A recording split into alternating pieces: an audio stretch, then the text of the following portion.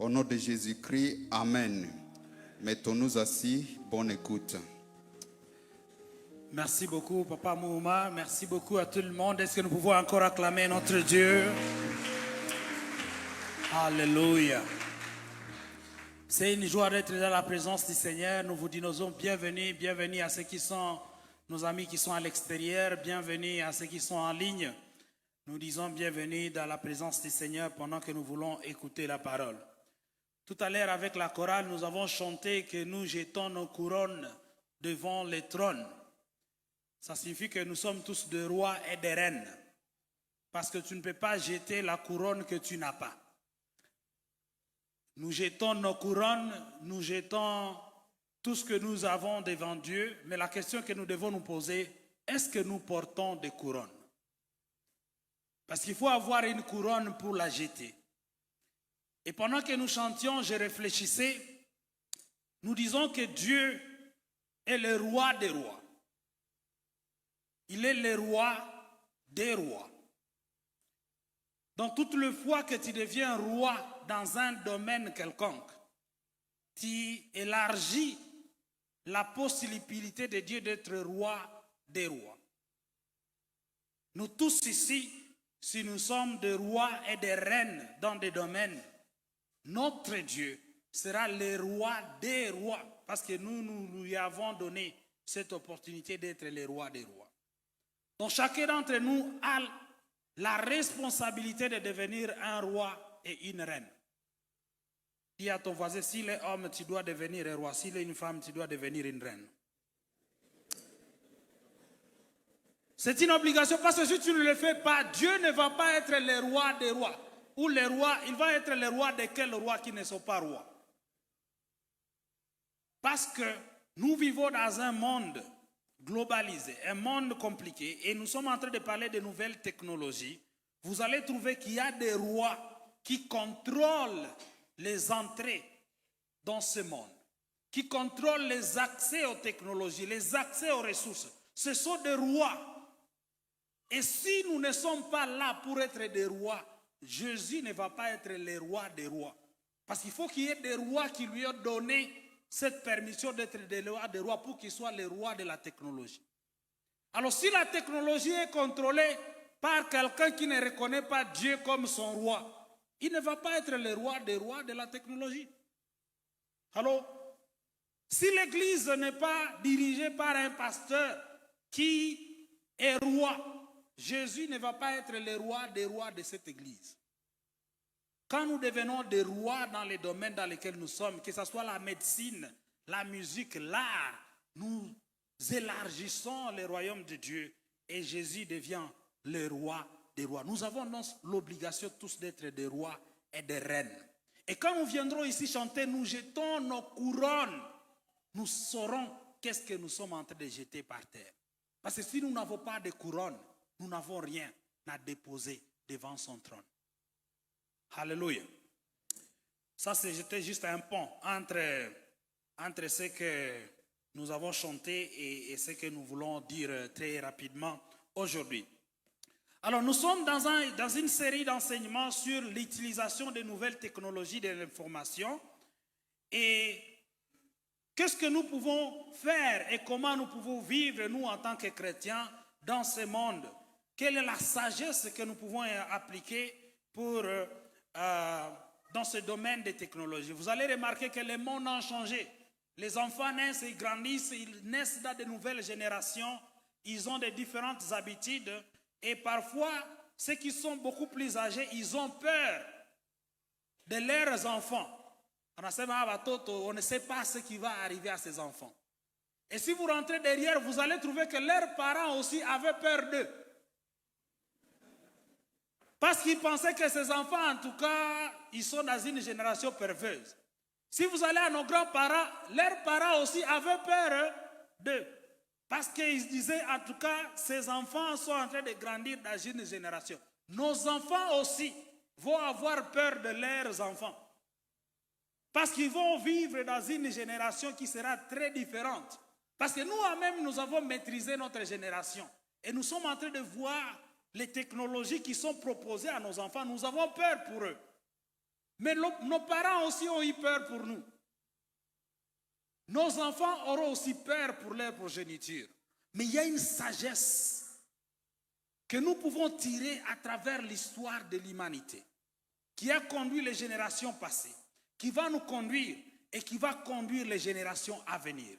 C'est ce que nous allons essayer de découvrir aujourd'hui et le dimanche prochain. Quelle est cette sagesse qui peut nous aider à transcender les générations et à vivre des vies qui sont sages et qui bénissent le Seigneur? Parlant de cette génération, hier c'était samedi, j'amène ma fille Sophie à l'école et nous venons de sortir, nous sommes au couloir. Elle tourne vers moi et me pose la question, papa, est-ce que tu es intelligent? Alors, avec mon âge, si quelqu'un te pose la question, est-ce que tu es intelligent? C'est une question très dangereuse.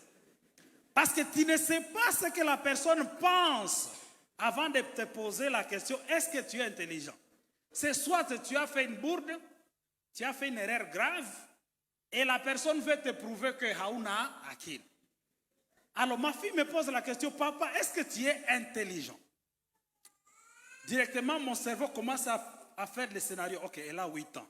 Donc, je commence à éliminer déjà, donc elle ne peut pas me poser une question de mathématiques de 3e niveau. Ça, je sais. Ça, j'élimine. Je vois les autres possibilités, je dis non, non, quand même, elle ne peut pas me surprendre. Elle n'est qu'en 3e primaire. Je lui dis oui, je suis intelligent. Ok. Et elle était devant moi, moi j'étais derrière. Elle tourne maintenant devant moi et me pose la question, 2 plus 2 c'est combien? Bien sûr, tout le monde connaît 2 plus 2, c'est combien? Vous êtes sûr c'est 4? Oui, je lui dis c'est 4. Elle me dit 4 plus 4 c'est combien? J'ai dit c'est 8. Et 8 plus 8, bien sûr que c'est 16. Alors, dans mon entendement, j'ai dit, ok, peut-être qu'elle va commencer à doubler jusqu'à ce que je sois coincé. Alors, j'ai commencé à calculer avant elle. Donc, j'ai dit, ok, comme elle a dit 8 plus 8, donc elle va dire 16 plus 16, c'est 32. Et puis, je suis allé à 64, à 128. Donc, j'avais déjà l'avance dans les calculs. Et puis, elle me dit 16 plus 16, j'ai dit c'est 32. 32 plus 32, c'est 64.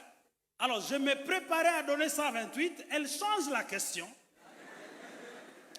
Elle me pose la question, papa, quelle est la première question que je t'ai posée? Alors, là, ça devient compliqué. Je prends toute la connaissance que j'ai appris à l'Institut Majengo, tout ça. Je commence à arranger. J'ai dit, c'était 2 plus 2. Et directement, je réalise que je viens de faire une erreur en donnant cette réponse. Parce que quand elle m'a regardé, quand j'ai 2 plus 2, c'était 4, elle m'a regardé, j'ai dit, ah non, non, non, tu m'as posé beaucoup de questions, j'ai géré la question. Tu m'as posé beaucoup de questions, mais la première question c'était, est-ce que j'étais intelligent? Je me suis sauvé dans cette situation et on a continué jusqu'à l'école. La seule chose que je me suis dit dans la tête en allant à Wanjoba Toto ya siku za mwisho. Les enfants des derniers jours. Alors, je vous donne cet exemple parce que ça m'a fait réfléchir. C'était hier, c'est encore fraîche dans ma tête. Que ma fille a 8 ans, mais elle peut me jouer un truc, une blague logique qu'à mon âge, avec tout ce que j'ai déjà appris, je ne suis pas capable de cerner très rapidement. Voici un peu la génération de personnes que nous sommes en train d'élever. Combien d'entre vous, parents, ne sont pas capables de faire les devoirs à domicile de vos enfants? Ne levez pas la main. Vous êtes nombreux, vous êtes ici. Au lieu de répondre, on a tombé. Il faut écouter là-bas. Parce qu'ils sont dans une génération qui est avancée plus que nous. Combien d'entre vous vont devant leurs enfants pour l'aider à envoyer un message ou même à enregistrer un numéro pour certains? On t'envoie un numéro, tu ne sais pas l'enregistrer. Ton enfant t'aide. Tu oublies ton mot de passe et ton enfant t'aide à le débloquer. Ce qui signifie que les nouvelles technologies que nous avons font partie de notre vie et ils sont là pour rester. il n'y a pas une prière que nous allons faire pour les éradiquer et il n'y a pas quelque chose que nous allons faire pour les arrêter. Et ce que je vais vous dire, ce que nous appelons nouvelle technologie aujourd'hui, dans 25 ans, ça va être tellement vieux que nous allons avoir la honte que nous appelions ça nouvelle technologie. Allô? Si vous voyez dans la Bible, vous connaissez l'histoire de la tour de Babel, n'est-ce pas? L'histoire de la tour de Babel, vous savez pourquoi Nimrod, Cush et le peuple de Babel ont pensé qu'ils pouvaient être comme des dieux? Pourquoi ils se sont convaincus qu'avec, en tout cas, nous pouvons être comme des dieux?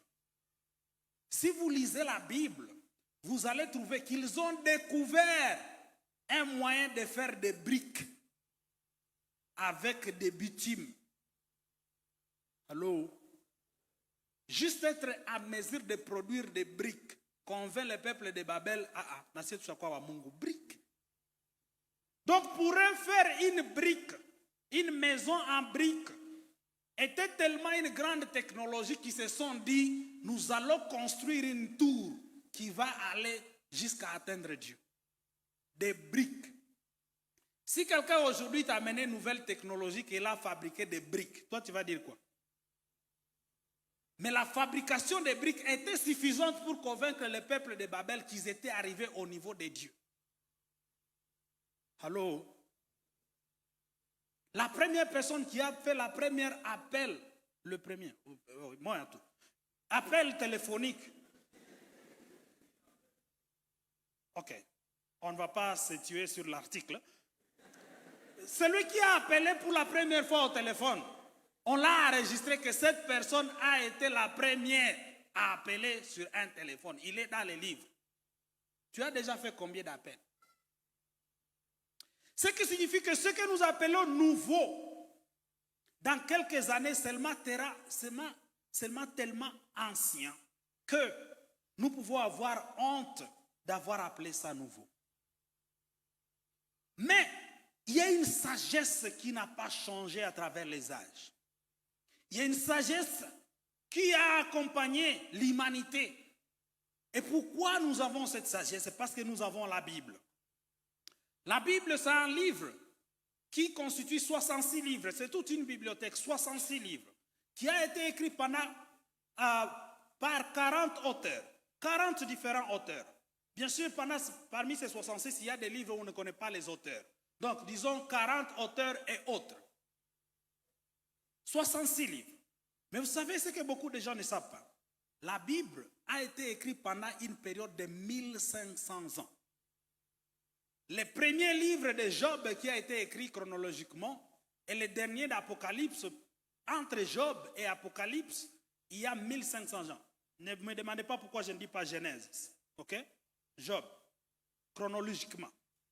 1500 ans se sont passés. Imaginez un livre que vous écrivez pendant 1500 ans. Ces 1500 ans ont été compilés dans un seul livre, 66 livres que nous avons aujourd'hui. Donc c'est une sagesse qui couvre une période de 1500 ans. Aujourd'hui, quand quelqu'un écrit un article, il dit j'ai étudié cette question pendant 10 ans, tout le monde dit waouh, 10 ans. En tout cas, c'est fort. Hein? Quand quelqu'un dit ça fait 35 ans que j'étudie ça, je publie, tout le monde écoute 35 ans. Il y a même des gens qui disent j'ai passé toute la nuit sur ces dossiers. Les gens disent waouh, toute la nuit. En tout cas, tu es fort. Tu dois être fort. Nous sommes très impressionnés par des petites choses. Mais la Bible, c'est un travail de 1500 ans. Ceux qui ont commencé à écrire ne pas ceux qui ont terminé. Mais il y avait une main souveraine à travers cette histoire de 1500 ans qui gardait cette histoire pour nous transmettre cette sagesse. Ça, c'est la main souveraine de Dieu. Alléluia. Et vous savez ce qui est intéressant ici? Les personnes qui ont écrit la Bible ne savaient pas qu'ils écrivaient la Bible. Allô? Paul n'était pas entré en prison en train d'écrire aux Philippiens. Attention, non. Il était tout simplement en train d'écrire une lettre d'encouragement aux gens qui avaient besoin d'encouragement. Les livres des chroniques, les chroniques c'est quoi? C'est l'enregistrement de ce qui se passe dans la cour. Il y avait un roi et il a des scribes qui enregistrent ce qui se passe dans la cour. Donc leur travail c'est seulement de chroniquer, qui les enregistre par les écrits et par des chants.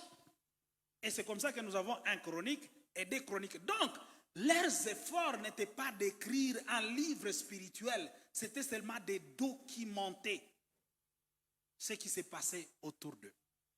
Mais il y avait une main qui savait que quand Paul était en prison à Rome et prenait son stylo, il y avait quelqu'un, Dieu, qui savait que ces petits écrits que Paul tu es en train d'écrire dans la souffrance vont faire partie d'un livre que je vais envoyer dans le futur avec ma sagesse. Donc nous avons un document de 1500 ans qui a la sagesse dont nous avons besoin. Donc nous ne pouvons pas avoir peur des nouvelles technologies qui n'ont même pas 50 ans. Allô? Est-ce que vous savez que nous avons célébré le premier vol d'avion, je pense que c'était il y a 5 ans seulement. Seulement 5 ans. Donc ces nouvelles technologies sont nouveaux. Et c'est pourquoi on les appelle nouvelles technologies. Alors ces 2 semaines ici, nous allons entrer dans cette sagesse de 1500 ans et voir qu'est-ce que nous pouvons tirer comme principe. Alors pour aujourd'hui, ce qu'on va faire, je vais vous donner 2 parties. La première partie sera les bases bibliques de la technologie, là où la technologie a été utilisée dans la Bible. La deuxième partie, je vais vous donner pourquoi nous sommes accros à la technologie. Pourquoi la technologie, quand elle vient dans notre vie, nous ne savons plus nous défaire de la technologie. Ça, c'est pour aujourd'hui. Et pour la semaine prochaine, si Dieu nous fait grâce, nous allons tirer dans ce livre 4 principes qui peuvent nous donner la sagesse de naviguer. Les 4 principes, ça sera pour la semaine prochaine. Mais pour aujourd'hui, nous voyons les bases bibliques et pourquoi nous devenons accros aux technologies. Tu peux dire Amen.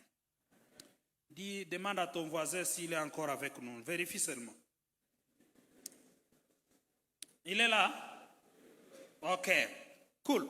Alors, commençons par les bases bibliques de la technologie. Je vais lire quelques versets et je veux que parmi ces versets, nous puissions tirer quelques idées qui nous montrent que la technologie, ce n'est pas quelque chose de satanique, c'est quelque chose que Dieu nous a donné comme don. Ok? Commençons par Genèse. Genèse ou les Genèses. Les livres de Genèse, les livres de Genèse, ça doit normalement être appelé les Genèses, parce qu'il y a plusieurs commencements dans le livre de Genèse. Bon, mais appelons ça quand même Genèse ou les Genèses pour être beaucoup plus correct. Chapitre 1, versets 26 à 28. Lisons ça très rapidement, ce sont des versets que nous connaissons, mais je vais vous montrer comment c'est connecté à notre sujet des nouvelles technologies. Genèse, c'est facile à trouver, c'est le premier livre dans la Bible. Donc vous commencez au début, rassurez-vous que vous n'avez pas renversé la Bible. Le premier livre que vous trouvez, c'est Genèse.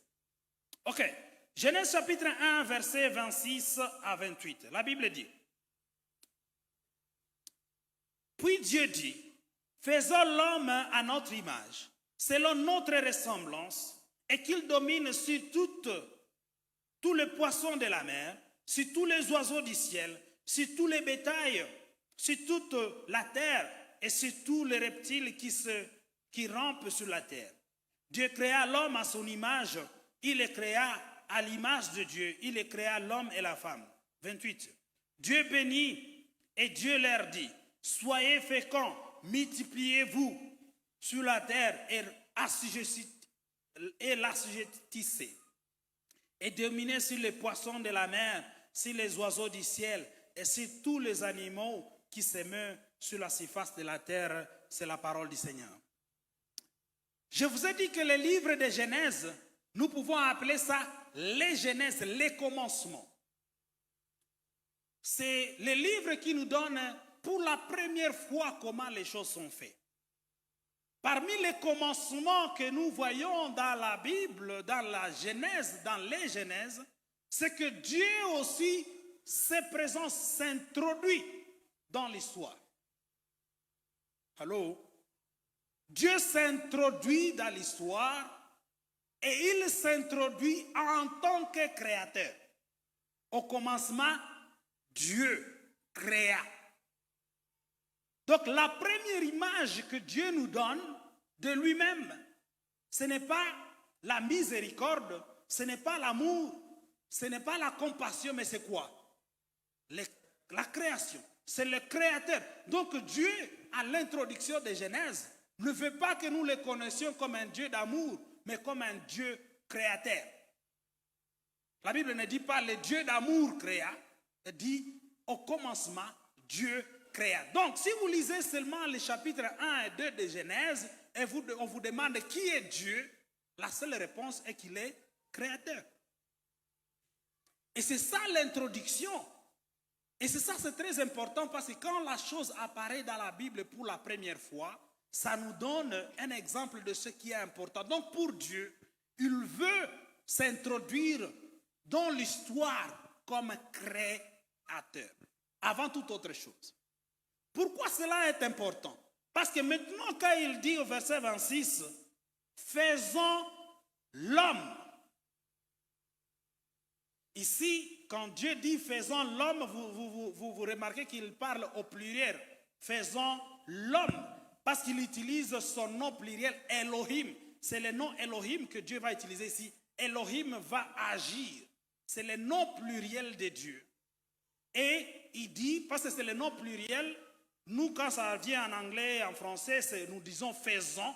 Mais dans leur langue, ils pouvaient seulement dire Elohim et tout le monde comprendrait, ok, c'est le nom pluriel de Dieu. Il dit faisons l'homme à notre image. Maintenant je pose la question. Quand Dieu dit faisons l'homme à notre image, quelle image il est en train de parler ici? Quelle image, si nous sommes ensemble, c'est quelle image? L'image du Créateur. Parce qu'ici nous ne savons pas que Dieu est miséricordieux. Ici nous ne savons pas que Dieu est amour. Ici nous ne savons pas tout ce que Dieu a déjà fait jusqu'ici. C'est la création. Il dit créons l'homme à notre image. Donc la première image que nous devons montrer pour montrer que nous ressemblons à Dieu, c'est la capacité de créer. Allô? Et ce qui est intéressant ici, que Dieu dit ceci avant le péché. Avant que l'homme ne tombe. Donc on ne peut pas dire, oh Jésus-Christ va venir remettre l'image de Dieu. Ici c'est avant. Il crée l'être humain à son image. L'image qu'il vient de révéler est que je suis le créateur. Donc, tu ressembles plus à Dieu quand tu crées quelque chose. Alors je te pose la question, est-ce que tu ressembles à Dieu? Pose à ton voisin la question, est-ce que tu ressembles à Dieu? Maintenant, avant qu'il ne réponde, pose-lui la question, qu'est-ce que tu as déjà créé?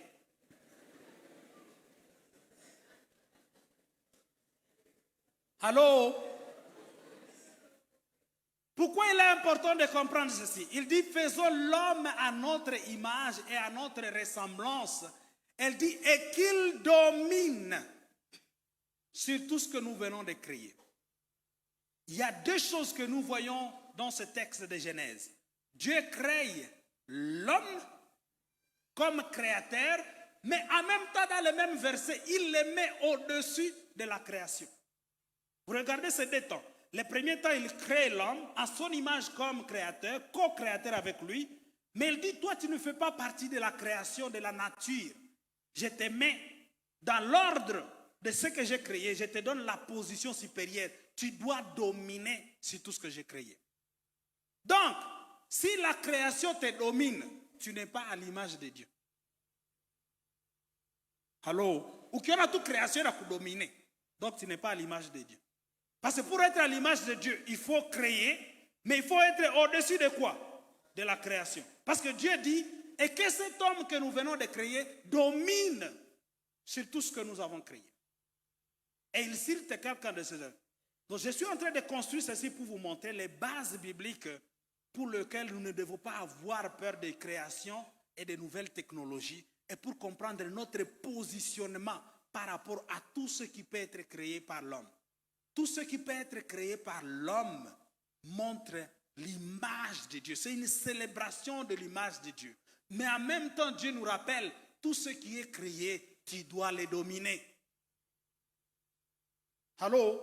Donc, aujourd'hui, même si on m'informe qu'on vient de créer quelque chose de nouveau, je vais dire, waouh, ça montre l'image de Dieu. Et deuxièmement, je vais me rappeler, je dois dominer cette chose. C'est comme ça que ça marche. Même si on vous dit, aujourd'hui, on vient de créer quelque chose pour faire ceci, ceci, tu peux être impressionné. Mais rappelle-toi que Dieu dit aussi qu'il domine sur cette création. Donc, quand la création te domine, tu es en train d'abîmer l'image de Dieu. Même si ce n'est pas toi qui l'as créé, c'est l'humanité qui l'a créé. Tu dois dominer la création. Alors, c'est compliqué parce que le temps finit et on vient de commencer. Je ne sais pas ce qu'on fait. Ok, faisons ceci. Je vais vous montrer quelque chose d'intéressant aussi dans ce chapitre-ci, dans ces versets ici. Quand Dieu crée, il crée deux catégories de lois. Il crée les lois naturelles et il y a des lois spirituelles. Les lois naturelles, ça signifie comment l'univers va fonctionner. Et quand Dieu crée les lois naturelles, il n'intervient plus dans les lois naturelles.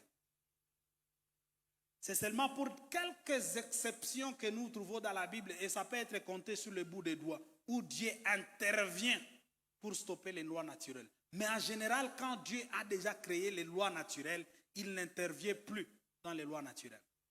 Et c'est pourquoi ça fonctionne très bien. Allô? Dieu ne peut pas chaque jour changer la pesanteur. Nous sommes à 9,81 n'est pas. Il peut dire, ah, il 9,61 à Kidogo, j'ajoute à 10. Tout ce que nous avons déjà créé, même si on ajoute la pesanteur aujourd'hui, personne ne peut faire un pas. Parce qu'elle sera tellement grande que tu ne seras pas capable d'élever la main. Tu seras bloqué sur la terre. C'est comme si tu vas sur Jupiter. Tu vas devenir une pierre. Il ne peut pas la réduire. Sinon, nous tous, nous allons commencer à flotter. Si la pesanteur arrive à 6 comme à Mars,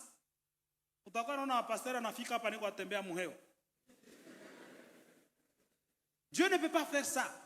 Il a déjà établi toutes ces lois et c'est pourquoi nous pouvons prédire. C'est pourquoi je peux parler dans ce microphone parce que je sais qu'il y a un instrument ici qui va coder ces voix, les transformer en ondes radio qui vont être transmises à une antenne qui est là. Cette antenne va transmettre cette onde radio à onde électrique qui vont aller là derrière chez Vicky. Et Vicky va les reprendre pour le ramener dans ses baffles, pour que ce signal électrique puisse les transformer en voix et pour que vous puissiez l'écouter. Ceux qui n'ont pas compris, ce n'est pas un problème. Ce n'est pas un problème, ça ne fait pas partie de la prédication. Vous pouvez juste faire passer la page. Pour dire, je peux compter sur cette technologie, mais imaginez que ce microphone commence à me dire quoi faire. Allô? Si tout à ce qu'on a dit, ma pepo. Toutes les fois que la nature commence à désobéir, notre première réaction, il qu'on a dit, ma pepo. Si on ne comprend pas pourquoi ça réagit comme ça.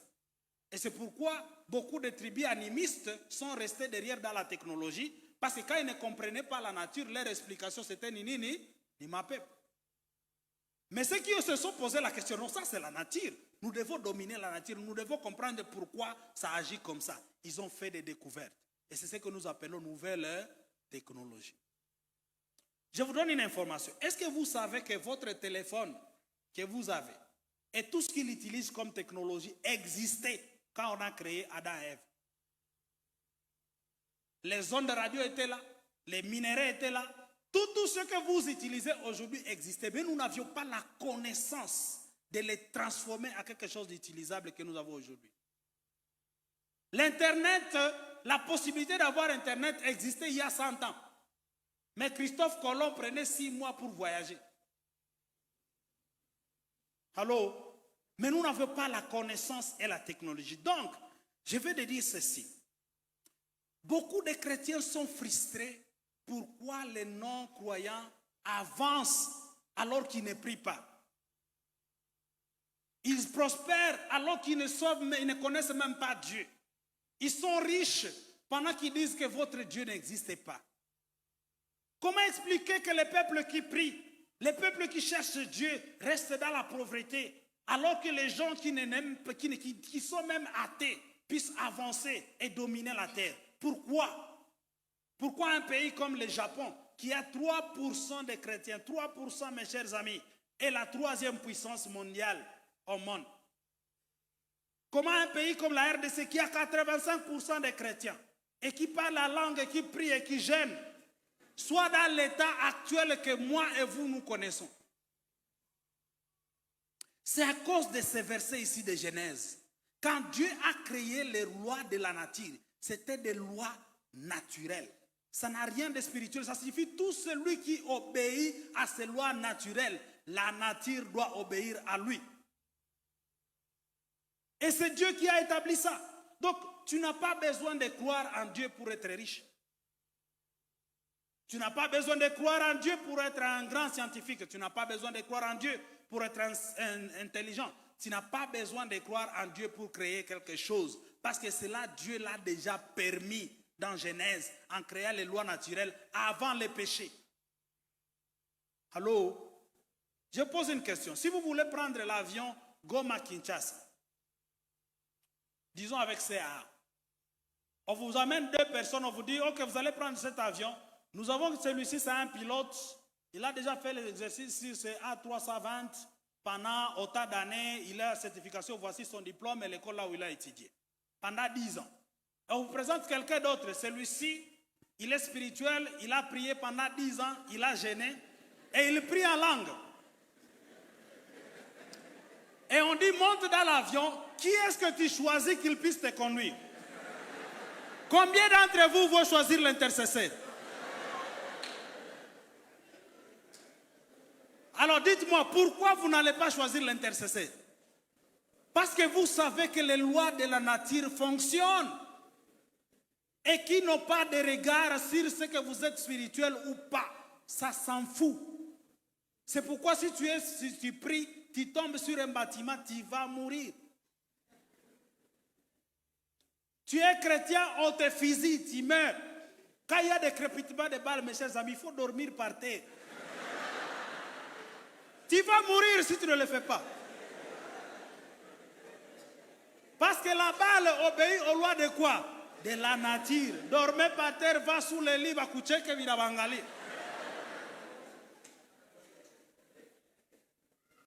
Cette compréhension, mes chers amis, peut sauver toute l'Afrique.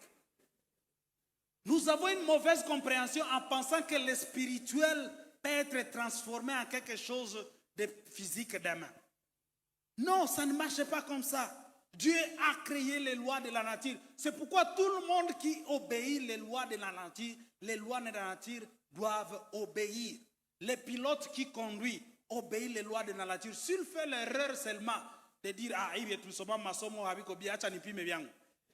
vous tous vous mourrez. Parce que quand on vole par instruction, pas par révélation. Allô? Quand on dirige un pays par instruction, pas par révélation. Quand on dirige une organisation, on dirige par instruction, pas par révélation. Allô? Les Africains, mes chers amis, mes chers frères et sœurs, cette compréhension de confondre les lois spirituelles et les lois de la nature font que nous sommes dans l'état où nous nous trouvons aujourd'hui. Il y a des gens aujourd'hui, je peux vous assurer, qui sont en train de prier que Dieu leur donne la richesse de Bill Gates. Ça ne va pas arriver. Parce que Bill Gates a un compte bancaire. Et quand on le paye, l'argent va dans ses comptes. S'il n'a pas ordonné qu'il y ait un transfert vers ton compte, ça ne va pas arriver. Et Dieu ne va pas intervenir. Ce qu'il veut peut te faire, c'est de te donner la grâce de trouver faveur auprès de lui. Et lui, par sa volonté, peut te rendre riche. Mais par la spirituelle, non. Okay. Peut-être ma foi n'est pas grande, mais moi, je n'ai jamais fait un transfert spirituel. Je n'ai pas encore essayé. Mais si quelqu'un a déjà fait un transfert spirituel, il peut se mettre debout. Comme ça, on arrête la prédication. Si tu n'as pas encore fait, donc on peut continuer. Pour dire ceci, mes chers amis, quand Dieu crée dans la Genèse, il donne à toute l'humanité la possibilité de créer et de dominer. Ce que les autres nations ont compris, c'est ces versets. Ils créent et dominent. Quand vous arrivez dans d'autres pays, vous voyez la maîtrise. J'étais à Kindu la semaine passée, on est arrivé le samedi passé. Il y avait quelques problèmes de comment on appelle ça? Turbulence. Et nous étions là, je lisais un livre, tout le monde était en train de dire, tu vois, quand les gens paniquent en Kiswahili, ça signifie que les choses deviennent compliquées. Mais je lisais un livre, vous savez pourquoi j'étais calme? Pour deux raisons. La première des choses, il n'y a rien que je puisse faire pour améliorer la situation. Nous sommes dans l'air. Donc même si je panique, que je panique, ça ne va rien changer. Donc je peux paniquer, comme tout, je ne peux pas paniquer, ça ne va rien changer. Ça c'est la première chose, j'étais calme, je lisais mon livre. La deuxième chose pour laquelle je n'étais pas ça, j'étais calme. Même si on me disait, ok, comme tu paniques, viens ici dans la cabine pour essayer de résoudre le problème. Il n'y a rien, absolument rien, même si on me donne les manettes que je puisse faire. Donc, tout ce que je peux faire, c'est de faire confiance que le monsieur qui est là, ou la dame est allé à l'école, et qui n'a pas triché à l'école, qu'il a fait ses devoirs, et il n'a pas essayé de dire, mon hypothèse réponse, ça, il n'a fait qu'à il faut qu'on fasse, il faut qu'on tire à cap pour 5 degrés. Mon espoir est que l'autre qui est en train de conduire sait ce qu'il fait. Vous savez pourquoi nous pouvons avoir confiance à nos nouvelles technologies? Tu peux dire à quelqu'un de t'envoyer $100 par Airtel Money. Tu vois un petit message, un texte s'il vous plaît, qui écrit 100. Non, on a ça pour un texte, il y a 100. Et tu vas sur un monsieur qui est assis sous un parapluie, on a demandé à lui payer $100. Ok. Envoie-moi ce petit texte. Tu lui envoies un texto. La personne reçoit un texto, s'il vous plaît. Anakamata $100 à la compati. Est-ce que vous ne voyez pas que ça c'est très crazy? Crazy en français c'est quoi? C'est c'est insensé. Et tu prends le petit papier là qu'on t'a donné. Tu vas au marché. Tu donnes le petit papier. On te donne la nourriture. Et la personne qui te donne la nourriture ne te pose la question, tu viens d'où? Tu es de quelle tribu? Est-ce que tu es allé à l'école? Est-ce que c'est... Toutes ces questions n'ont pas de sens parce que la personne sait que les lois de la nature font quoi? Fonctionnent. Si nous pouvons comprendre ceci, bien aimé, nous n'allons pas avoir peur de nouvelles technologies. Nous savons deux choses. La première chose, les nouvelles technologies sont un don que Dieu a donné à nous de les ressembler par la création, en créant avec lui. La deuxième chose, nous savons que Dieu nous a donné l'autorité de dominer. Bon, j'y quoi verset 1. Alors à la deuxième partie, on peut sauter les autres versets. On va trouver un temps d'y revenir la semaine prochaine. Je pense qu'on va trouver un temps d'y revenir sur les autres versets là. Donc, pour cette partie, comprenez trois choses. La première des choses, tout ce que tu vois l'avion qui vient de monter, ça obéit à des lois que Dieu a créées. L'humanité ne crée pas de lois, nous les découvrons seulement. Ça va? Quand vous attendez que tel a découvert quelque chose, il ne l'a pas créé. Il a seulement expliqué comment ça fonctionne. Même votre corps, les médecins sont ici, ils sont en train d'étudier comment votre corps fonctionne. Quand tu es malade, tu viens, tu commences à parler au docteur, il sait pourquoi tout ça arrive. Et puis il te donne un petit papier, tu amènes à la pharmacie, on te donne un truc blanc. Tu vas, tu prends ça et tout ton corps obéit. Que tu sois pasteur, que tu sois fou, que tu sois intelligent, que tu sois riche. Il n'y a pas un paracétamol qu'on fait. Bon, peut-être ma spécialité dans les Zingines, mais il n'y a pas un paracétamol pour les riches et pour les pauvres. Quand ça entre dans le corps, ça fonctionne de la même façon. Pendant la Covid, j'ai écrit un article, notre dénominateur commun humain.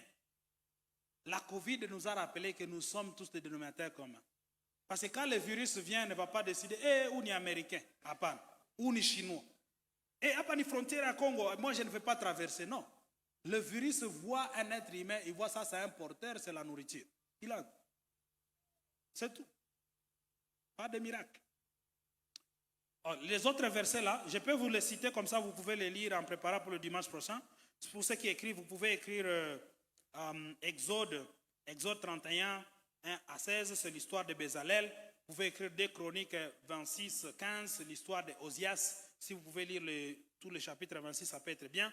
Et Proverbes 22, 29. Ça vous montre comment votre talent peut être utilisé. Deuxième partie, pourquoi les nouvelles technologies nous rendent très dépendants? 3 choses.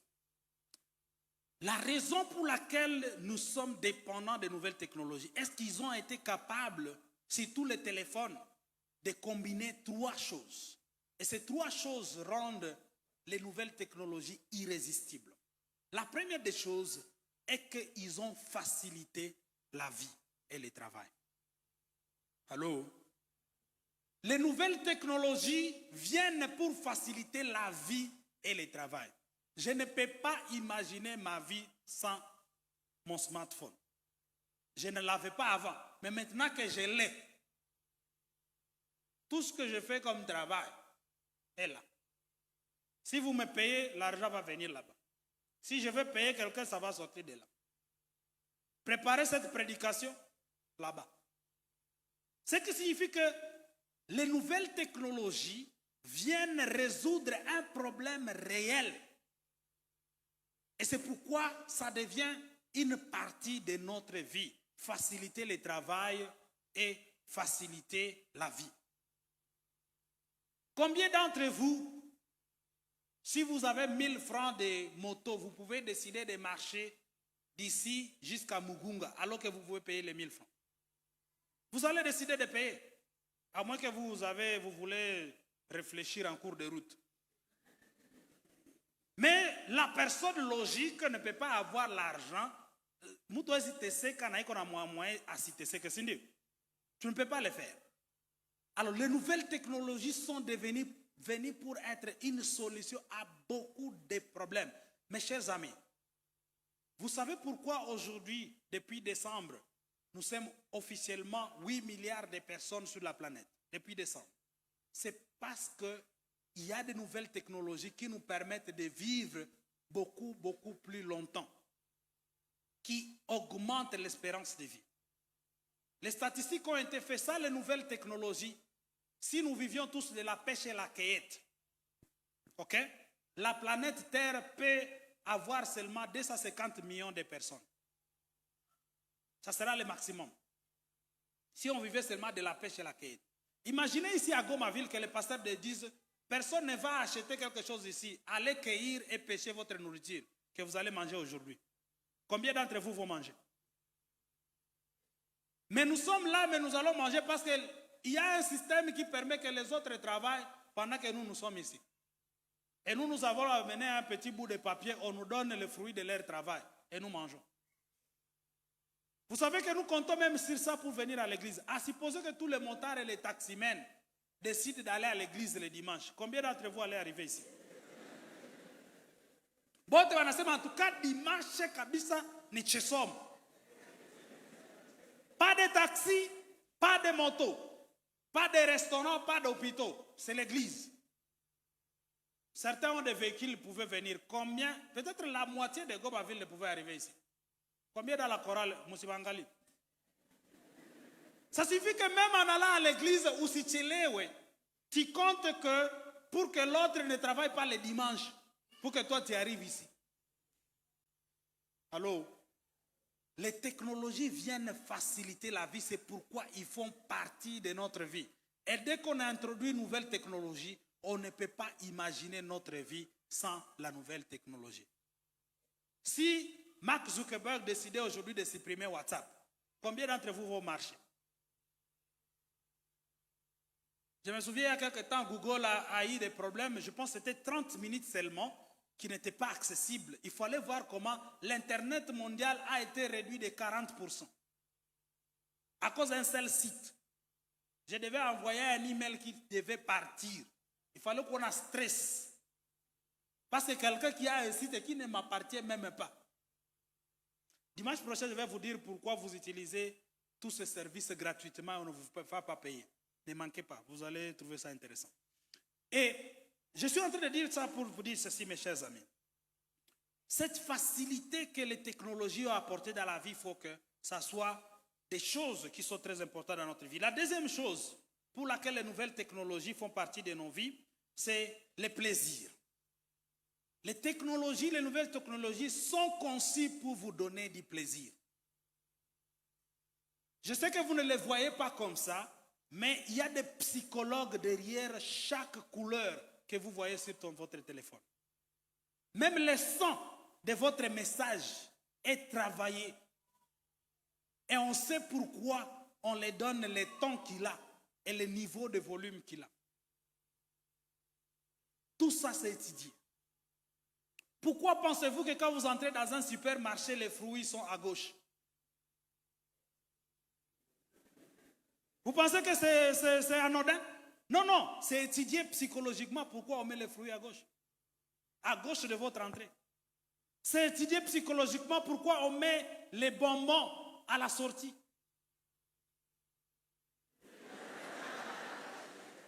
Allô?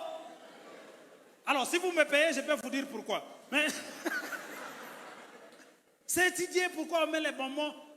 Si vous allez dans un supermarché, je peux aller là avec vous et je peux vous expliquer psychologiquement pourquoi chaque endroit que vous trouvez est là. Le supermarché organisé, après les tout ça, kutaka savo na changana na omo, washa changa na nini na maziwa na nini. Ça, ce n'est pas dominer la terre. Ça, ce n'est pas dominer, mes chers amis. Et le plus vous allez trouver que les gens, autres personnes réfléchissent. Quand vous allez dans les aéroports internationaux, la première fois que vous descendez, parmi les premières choses que vous voyez, c'est où sont les toilettes. N'est-ce pas?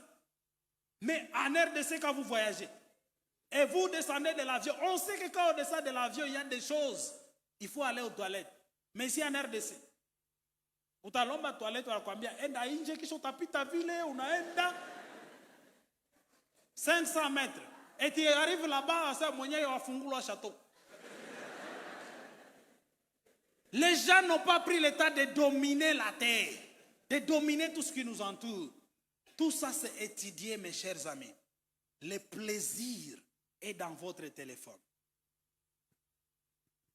Je vous donne juste un exemple. Pasteur Mtanurumia kwa wakati, juste mnurumia kidogo tu. Il y a, on appelle ça en anglais neurochemical. C'est pas si, j'ai pas cherché le nom français. Neurochemical, qui s'appelle sérotonine. C'est un, je ne sais pas comment je peux appeler ça, bila kuingia mai. Qui se produit par le corps toute le fois que vous avez une grande réalisation. Imaginez que vous avez les examens d'État, comme ceux qui vont faire les examens d'État. Et quand vous cochez pour la dernière fois, le corps produit les sérotonines pour vous donner les sentiments de satisfaction. La nature a conçu que toute le fois que tu fais une grande réalisation, ça te récompense par le bien-être, par les sentiments de bien-être et d'accomplissement. C'est pourquoi même quand tu fais un grand accomplissement, quand tu dors comme un enfant. Unalala sakiato. Tu dors. Mais tu sais ce que les téléphones ont fait? Ils ont créé un raccourci pour créer les sérotonines, ça que tu n'es pas à travailler. Et le même sentiment est créé quand tu reçois un message. Donc on te donne la récompense sans le travail. C'est pourquoi quand le message te...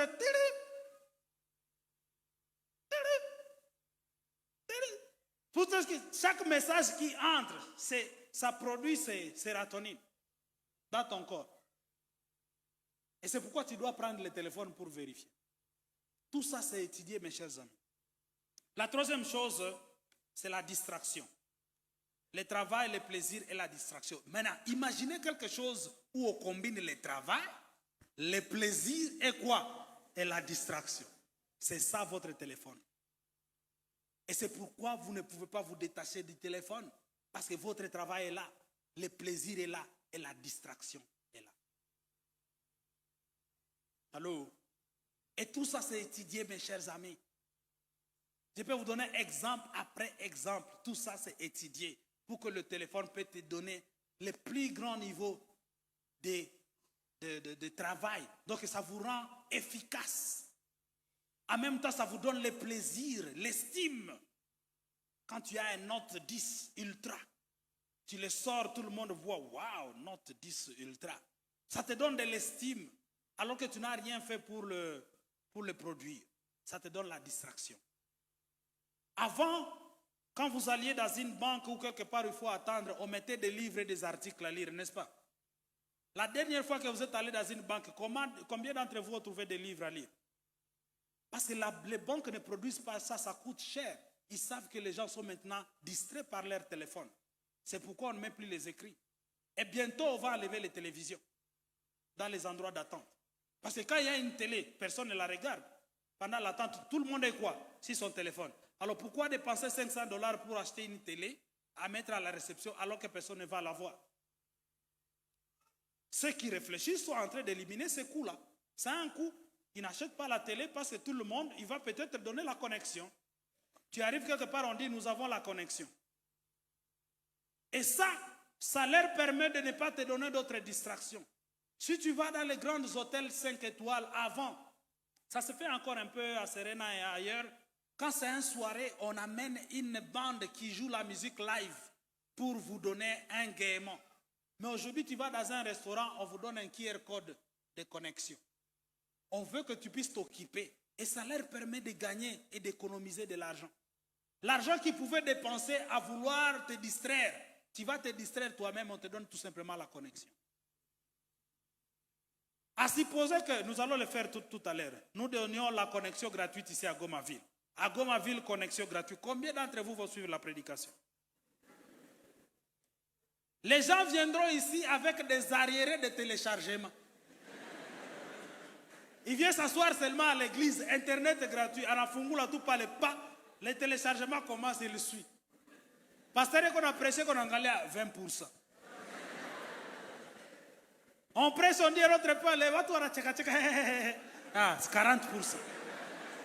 Vous allez penser que la personne est en train de rire. La personne est en train de télécharger.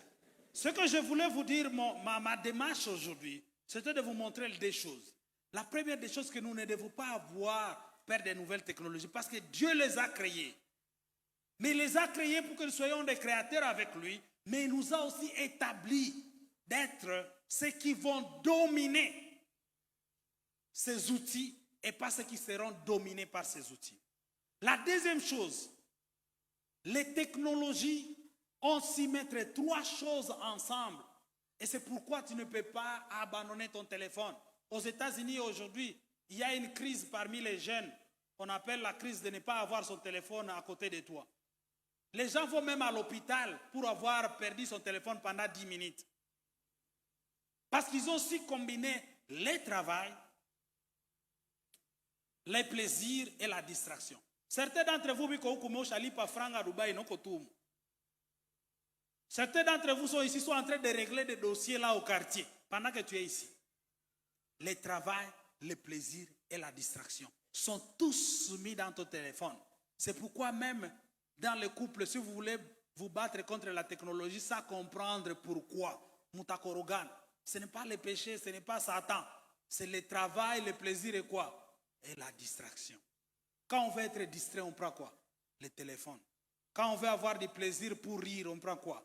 Le téléphone. Quand on veut travailler pour envoyer, pour appeler quelqu'un, on prend quoi? Le téléphone. Donc, ils ont pu mélanger tout ça pour que nous soyons accros à ces nouvelles technologies. Donc, la semaine prochaine, si Dieu nous fait grâce, nous allons revenir sur les 3 versets que j'ai laissés aujourd'hui pour tirer d'autres principes. Parce qu'aujourd'hui, nous allons voir ma Genèse. Et puis, je vais vous proposer quatre principes cardinaux par lesquels nous pouvons vivre. Pour finir, permettez-moi de faire des choses.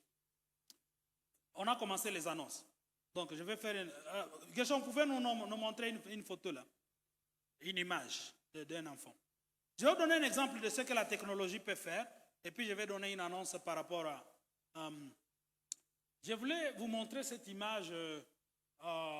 Oui, ça pouvait éteindre un peu le lampe. OK. Ce petit ici, il n'est plus petit, il s'appelle Luc. Marcella. En anglais, Luc. Alors, il Il a connu beaucoup de chirurgie dans sa vie parce qu'il avait un problème de bladder, de vessie. Son vessie avait un problème. Pourquoi je vous montre ces petits garçons? Parce qu'il y a une nouvelle technologie aujourd'hui qui permet d'imprimer les organes du corps dans une imprimante. Donc on prend votre cœur, on prend votre chair comme cartouche et on imprime un organe. On a déjà presque tout imprimé, l'oreille, le cœur, tout ça. Et c'est une technologie qui existe depuis 20 ans. Parce qu'on réfléchit, si tu as un rein défectueux, il faut trouver quelqu'un qui va être compatible. Et il y a possibilité de rejet. Mais si on imprime avec ton propre corps, il n'y aura pas de rejet. Parce que c'est ton corps qui a imprimé. Ce petit ici porte un vessie qui a été imprimé dans une imprimante. On lui a mis ce vessie en 2004. Et la photo ici a été prise en 2010 pendant qu'il était malade. Il faisait partie de l'étude dans le cadre de la certification de cette imprimante. En 2004, on lui a donné ces vessies. Aujourd'hui, il a 29 ans, avec un vessie imprimé dans une imprimante avec son propre corps. Allô? Un vessie fait quoi? Imprimer. On va passer commande imprime vessie. Ça imprime ton vessie, on ton père, on les remplace. Ça fait 19 ans qu'il porte ça, sans problème. Un vessie imprimé. Bien sûr, les autres organes n'ont pas encore été approuvés, par exemple les cœurs, les reins, c'est dans le processus d'approbation. Mais quand même, les vessies, c'est déjà approuvé. Ça, c'est les nouvelles technologies où on a le salon. Je voulais finir par ça pour ne pas vous faire peur, mais pour vous sensibiliser de venir dimanche prochain. Ok, on peut allumer. Alors, je voulais aussi vous... Mousse, on peut laisser les lumières. Gershom, les YouTube. Nous voulons aussi vous encourager, avec la diaconie et tout ça, de vous abonner aux chaînes. Je voudrais, pendant les 1 minute, vous autoriser à prendre votre téléphone. Le pasteur est au courant, donc n'ayez pas peur. Le pasteur est au courant et les diacres sont au courant. Monsieur Ogo, c'est vraiment approuvé par l'église. Ok. Pour ceux qui sont à l'extérieur, vous pouvez venir vous mettre debout, kumulango, kuchungulia, si cela ne gêne pas les autres, ou votre voisin peut vous expliquer quoi faire. Nous voulons que tous les membres de Gomaville s'abonnent à la chaîne YouTube de Gomaville. Je vais vous donner les raisons. Donc, vous écrivez seulement CBK Gomaville et vous vous abonnez. Vous pouvez le faire maintenant. Il y aura quelques jeunes en dessous de l'arbre là-bas si vous n'avez pas la connexion à l'extérieur après le culte, où tu peux passer pour apprendre la connexion, on a déjà abonné. Ok? CBK Gomaville, vous vous abonnez. Facebook, c'est aussi CBK Gomaville. Twitter, c'est CBK Gomaville. TikTok, c'est CBK Gomaville. Instagram, c'est CBK Gomaville. Vous vous abonnez et ça marche. Les raisons pour lesquelles nous voulons faire ça, c'est pour 2 raisons. La première des choses est que nous devons dominer. Je vous ai parlé de dominer, n'est-ce pas?